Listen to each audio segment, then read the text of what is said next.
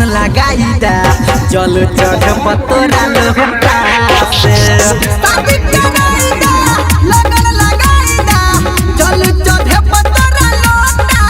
से शादी कराई दा लगन लगाई दा चल चढ़े पतोरा लोटा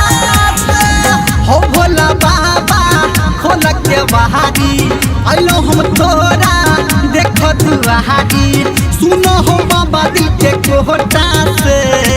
शादी कराई दे लगन लगाई दे जल चढ़े पतोरा लोटा से।